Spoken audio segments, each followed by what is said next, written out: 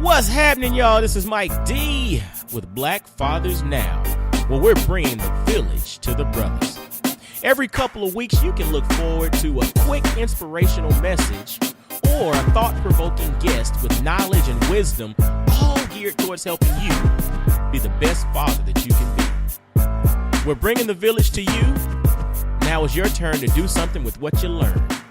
All right, y'all. Let's go.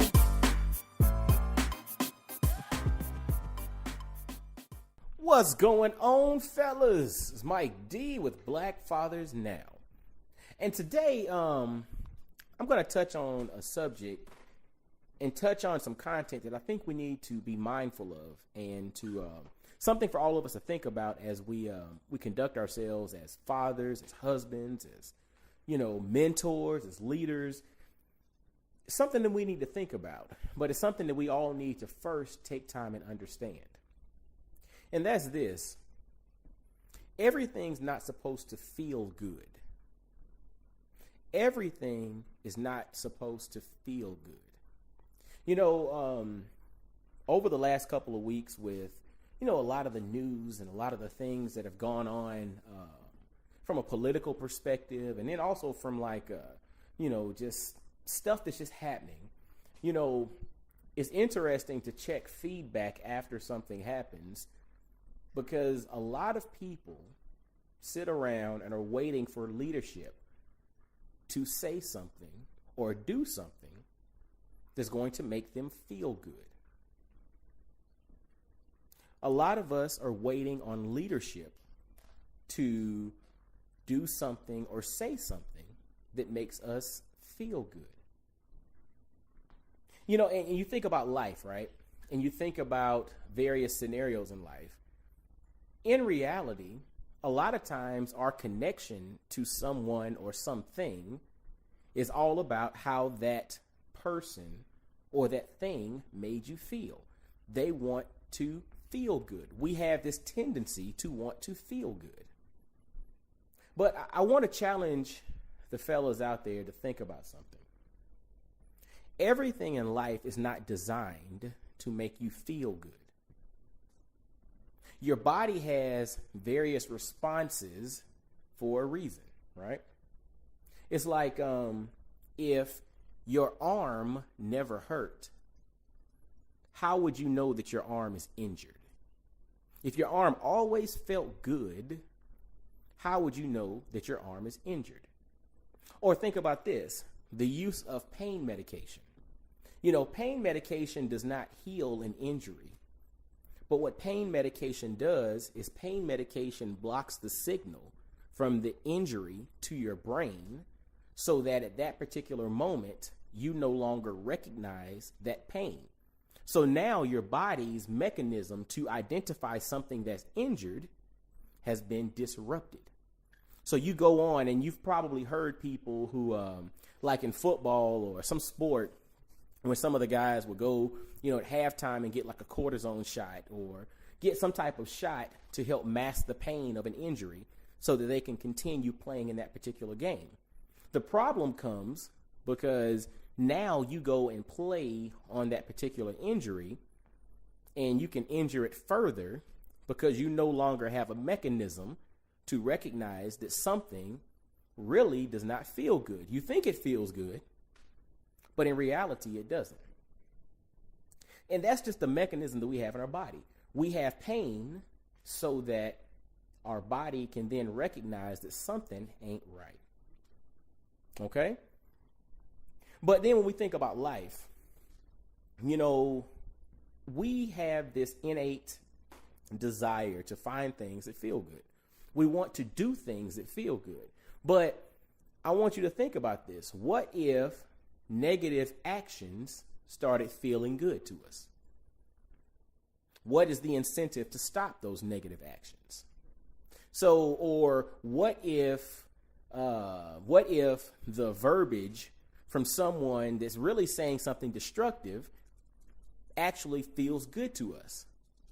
Then we have no mechanism to want to stop that destructive talk from happening because it feels good to us. So I was just coming here to say today, When we think about life, when we think about fatherhood, when we think about relationships, when we think about everything that we're impacted by or that we touch in our lives, we have to be careful to not want everything to feel good. Because when something does not feel good, that is a message for you to pay attention to. So when someone doesn't, or leadership does not give you the response that you're looking for, and that response does not feel good, let's not always just get mad that the response didn't feel good or it didn't lift my spirits. Take time to realize why that did not feel good, because that's the true message right there. You know, think about our interactions with our children. We'll just take this into fatherhood now. You know, every interaction between myself and my daughter or myself and my son is not going to feel good. But the thing is, when something does not feel good, that's when the growth can happen. That's when you have the senses within within yourself turned up to a point in which you can recognize that something needs to change. Something needs to improve. Something needs to pivot. Something needs to detour. But if it always felt good, we would never change.